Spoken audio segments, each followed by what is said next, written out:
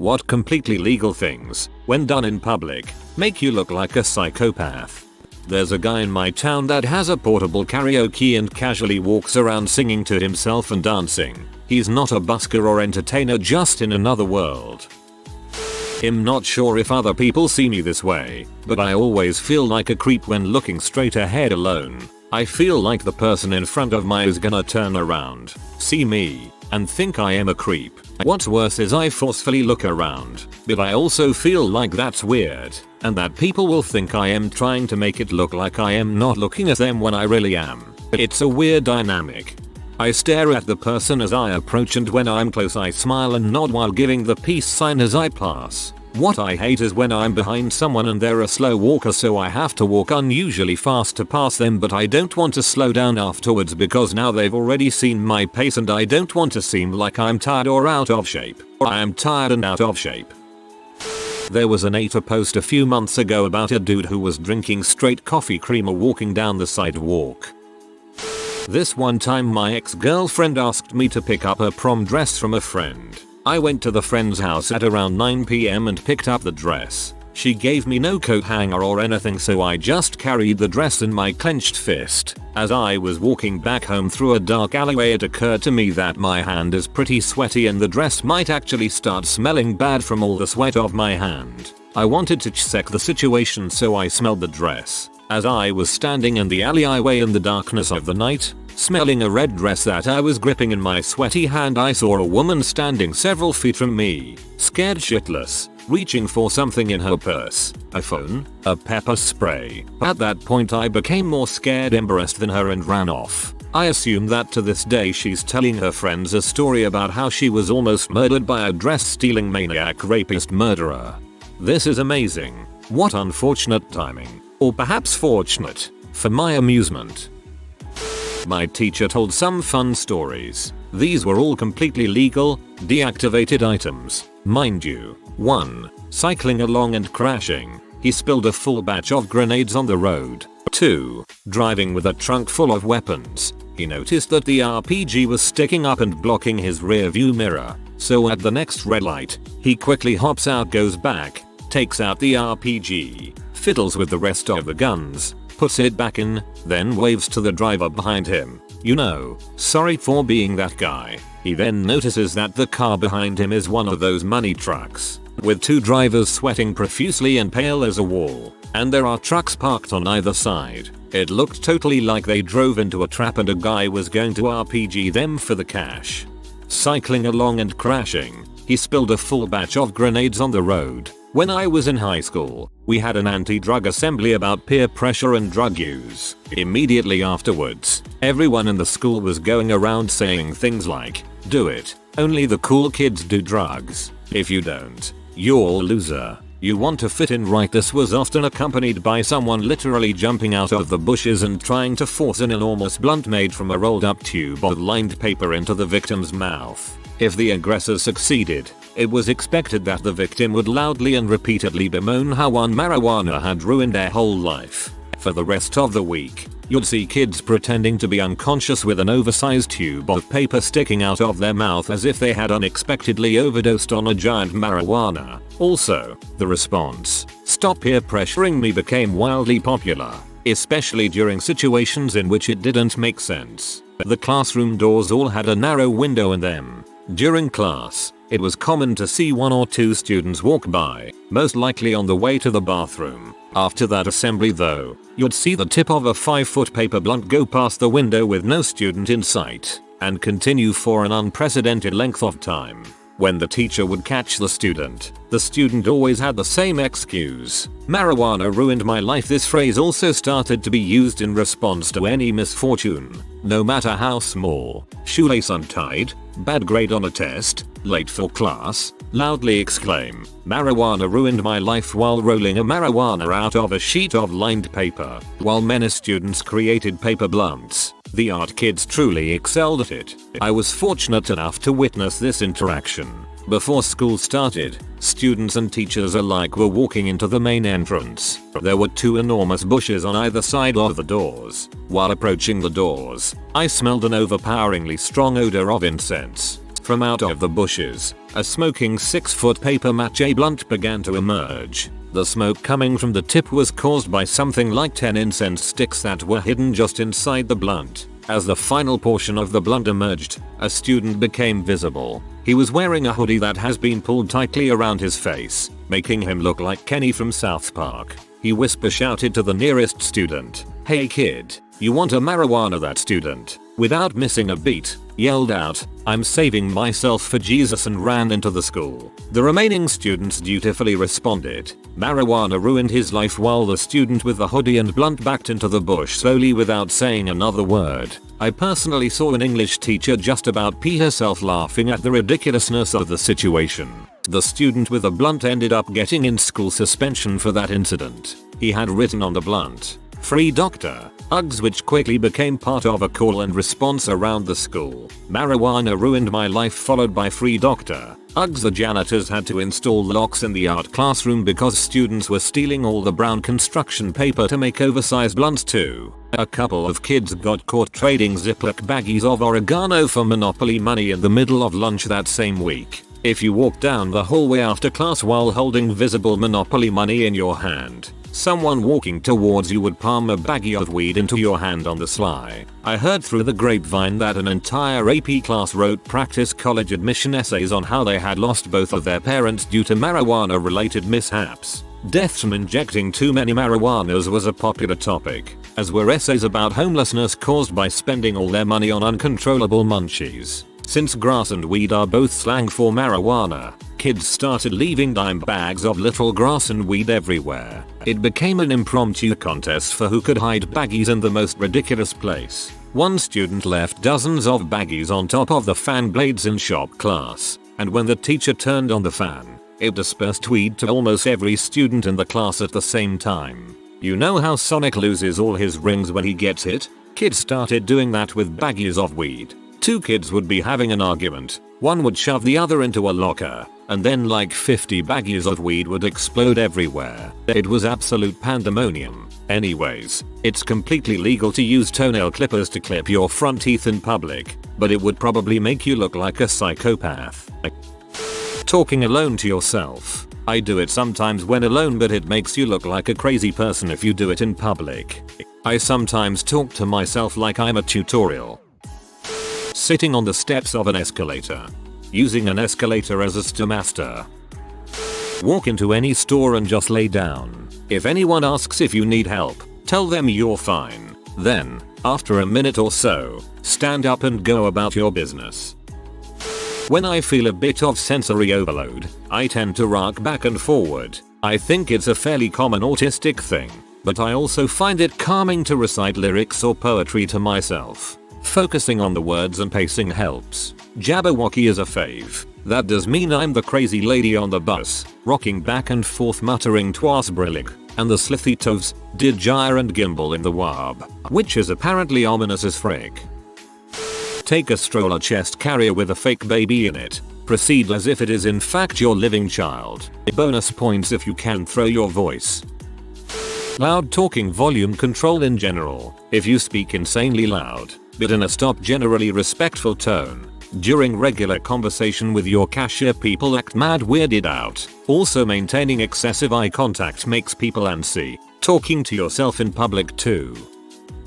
Talking to someone on the phone with AirPods in, while also having long hair and or a hat on. 11/10 times it appears that I'm having a passionate conversation with my imaginary friend walking next to me.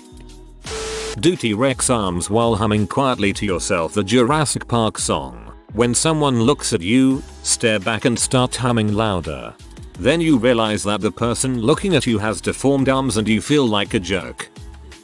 Me and 3 friends walking into the same guy by bumping into his shoulder while we walk on after one of us says this is, and the second one comes and bumps into the man's shoulder and walk away after saying only, and the third one comes and bumps into the man's shoulder again and walk away after saying a dream, then hiding around the corner while he stops and looks around scared.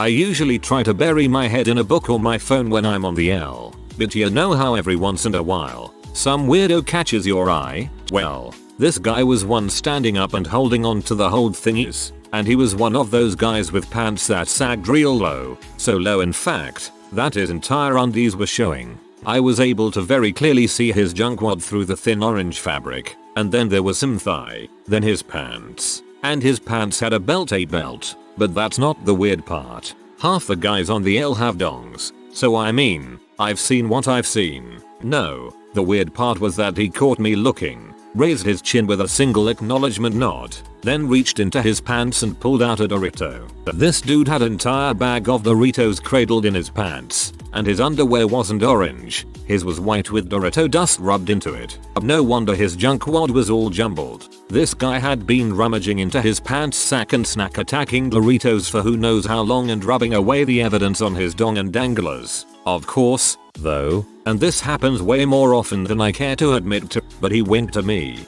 Why is these guys always got a wink? Am I right? He plucked out another Doritos, one that was half curled over, and look, I don't want to be that descriptive with how he ate that Dorito, but it looked like when grandma reaches over the dinner plate for more gravy and then sitting back down, drags the whole load into her lap with her saggy body. I know we've all been there. Crunchy boldly, he leaned his knees forward like, here, young man, have a Dorito. It was at this angle that I could see that the Doritos did not actually reside in a bag, but indeed did just fill up his pants entirely. I'm sure that became a salty, sweaty paste by the time they reached the socks. I decline. He shrugged. He grabbed another chip. How did no one else see this? Lucky. The L stopped, and the guy pulled his pants all the way up with a very uncomfortable amount of crunching at the crotch. He even grabbed his crotch and crunched a few times for seemingly no other reason than to crunch Doritos on his crotch. Then he was gone. He was gone. This is horrifying. I want to believe it is fake, but it's so oddly specific that I expect it isn't. Crap like that scars you for life. Wearing a pair of whitey tighties on your head so your eyes see out the leg holes and you can feed yourself through the Y front. This is so oddly specific. Take a mayonnaise jar, empty its contents, and fill it with vanilla pudding. Sit down and eat in public.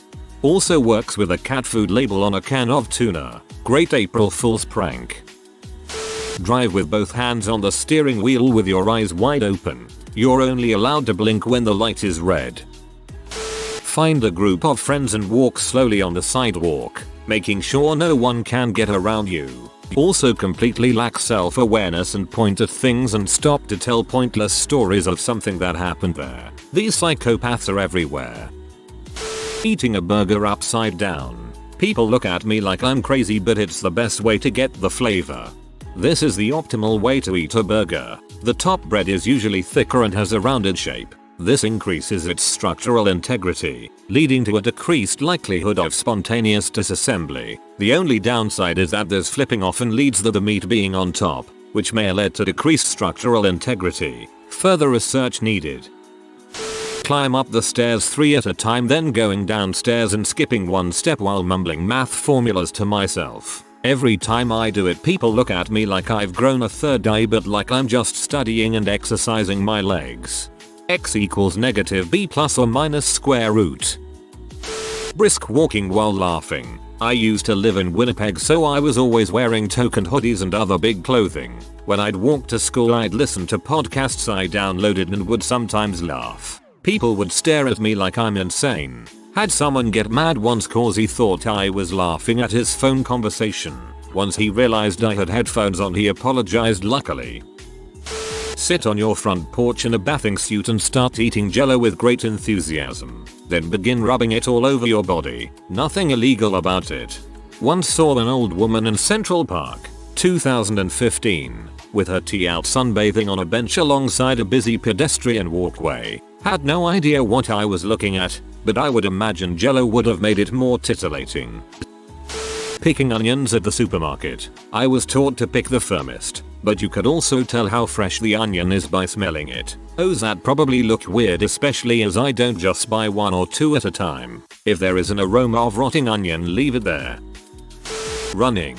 Running is weird. Once I was drunk in a park. We were drinking with some friends, and I wanted to pee. The park wasn't big and it was full of people that day, so no pee in a tree. I remembered there was a gas station like 200 meters away, so I started running to there. and everyone turned around and stared at me. I decided to slow down and walk to the public bathroom because I felt uncomfortable. 2 things. Here is perfectly legal to drink in a public space, and it was in a recital made at the park. That was why there was too much people.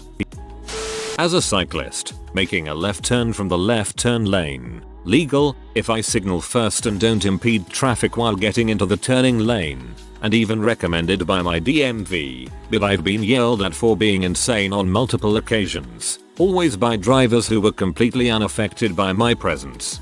I used to run cross country, and a couple of my friends used a left turn lane while on foot. Granted, it was while leaving a neighborhood, so the intersection wasn't super busy or anything, but still. Sitting next to someone on public transport, when there are plenty of other seats where you wouldn't have to sit next to anyone. I wish that was illegal. Laying down on the sidewalk. I did it when I was a child and this lady came up to me and asked if I was okay, and I distinctly remember I just said yeah, I'm just playing with the bush XDDDWTF was I doing as a child Lamu. Taking photos of people on the street, or even on their property. If you can see them from public locations, it's perfectly legal to photograph them here, but can be creepy as frick. It's for this reason I don't do street photography. Too easy to be seen as a creeper.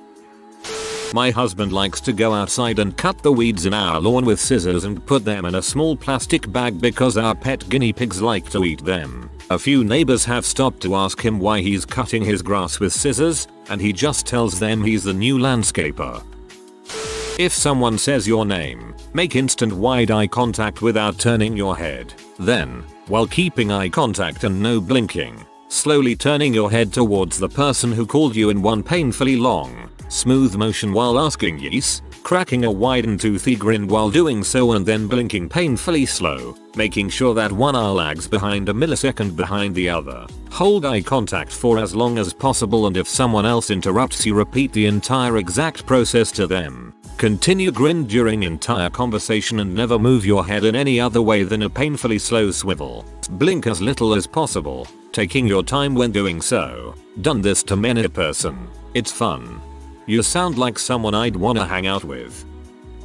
In Utah it's illegal to hunt whales, which makes zero sense because it's a landlocked state. I guess if I were to tell someone that I hunt whales, they would think I was a psycho.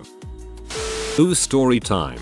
My old landlord's husband was clearing out a bunch of stuff recently after an operation, and the dude collected medieval weapons that he had to get rid of. Asked me if I wanted one. I said sure, it would be pretty sick. So walking back to the car at 10:30 at night, in pitch black, lit only by streetlights, I discovered there is no way to hold a two-handed axe without looking like a crazy person.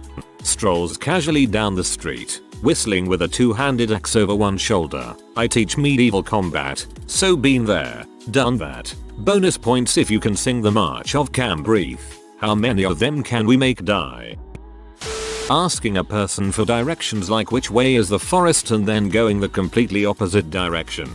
I actually had to do this once. I'd booked my girlfriend's, now wife's, birthday in London and had told her we were staying at a fairly average hotel. I'd actually booked a really fancy one that was just around the corner from it. I knew where the nice one was in relation to the crappy one, but couldn't get my bearings coming out of the tube station, so, because my girlfriend was there, I asked a guy who was working on some roadworks for directions to the crap one. He pointed left, and so I immediately started walking right. He looked really concerned and chased after us saying, "Hey mate," I said, "left, you're going the wrong way." I tried to brush him off and just say, "Oh yeah, but we're just gonna go this way," but he found it really weird because I'd just asked him how to get to the hotel. My girlfriend WSS starting to get a little uncomfortable and suggested we just walk the way he'd said, but it would have been awkward to get all the way to the wrong hotel only for me to have to explain we now had to just turn around, and the suitcases were quite heavy too. So in the end I leaned into the guy, in what I now realize was quite a sinister way, and just said in a low voice, "Can you please pretend to realize you gave us the wrong directions and point us the other way?" I accompanied this with what I assumed was a conspiratorial wink that said, "We've all done the old hotel switcheroo on the missus before. You know what's going on," but apparently it came off more as I've told this young woman we're staying in a hotel. but actually I'm going to chop her up and eat her liver. He looked a bit creeped out and asked me what the frick was going on, so I had to explain the entire surprise to him and my girlfriend in the middle of the street so that he didn't call the police. Lockpicking the door to your own house because you've lost your key. Did that a few years ago at my old apartment. A few times actually. Then the hair salon downstairs was broken into one night. Back door had the lock picked. I then quickly became the prime suspect. Luckily I was in the next state that night due to a morning funeral. Got there a day early because I wasn't going to be a pallbearer right after a 4-hour drive. Believe it or not, caskets are freaking heavy. This one hits home for me because it was something that my parents used to think was weird and occasionally poke fun at me for. I still have a complex about it now, so I tend to carry a bag or something so it's not as obvious. My mom used to give me crap about it. Now, even 20 years later, I still intentionally swing my arms so I don't look like a psycho. If you are new to the channel, you can subscribe. I publish new videos every day. Until then, check another video.